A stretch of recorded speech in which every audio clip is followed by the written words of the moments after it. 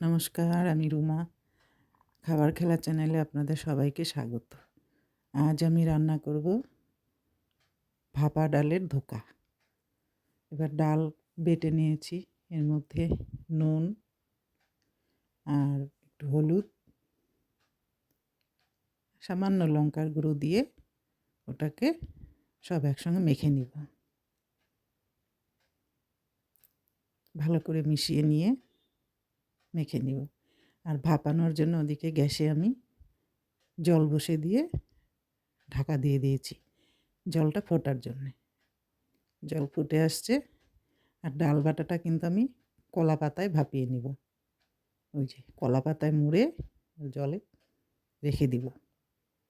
বেশি সময় কিন্তু লাগবে না, ওই মিনিট 15 হলেই হয়ে যাবে। এবার ফুটতে থাকবে। ভাপানো হয়ে গেল।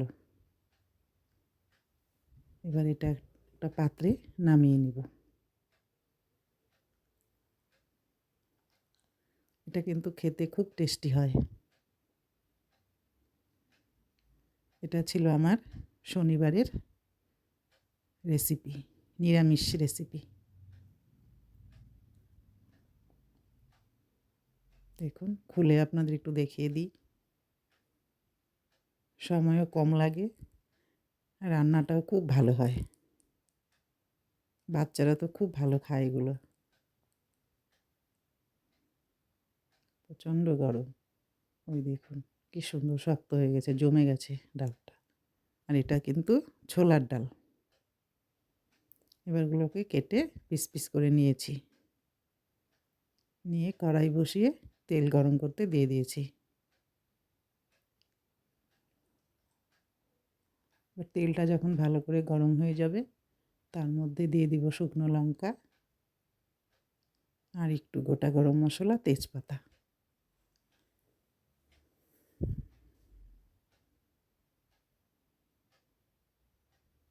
এগুলো থেকে যখন সুন্দর একটা গন্ধ বেরোবে, একটা মশলার পেস্ট দিয়ে দিব। এতে আছে জিরে ধনের গুঁড়ো আর আদা, কাঁচা লঙ্কা। ভালো করে পেস্ট করে দিয়ে দিয়েছি। এর মধ্যে দিয়ে দিয়েছি হলুদ, লঙ্কার গুঁড়ো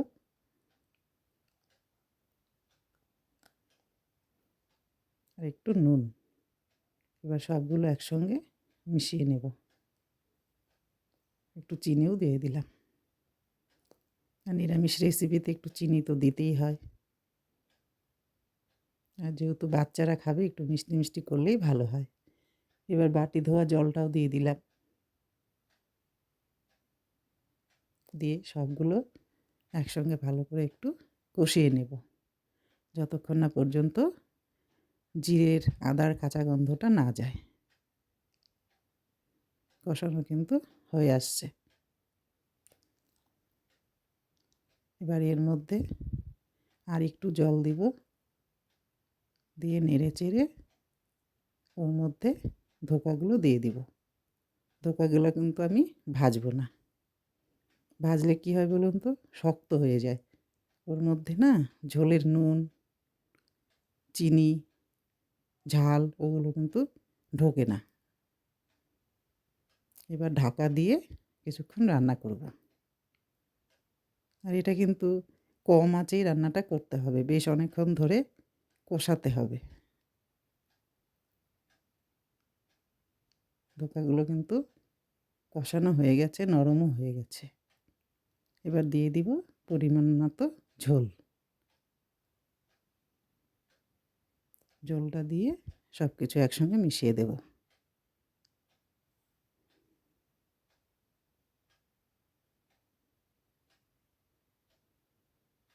দেখুন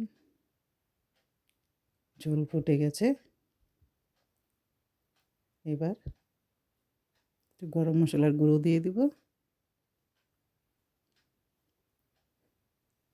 আমার রেসিপিটা প্রায় শেষের দিকে। ভালো লাগলে করে দেখবেন, পাশে থাকবেন, আমার সাথে থাকবেন। আপনারাও ভালো থাকবেন, সুস্থ থাকবেন। আর কেমন হয়েছে দেখতে কমেন্টে জানাবেন।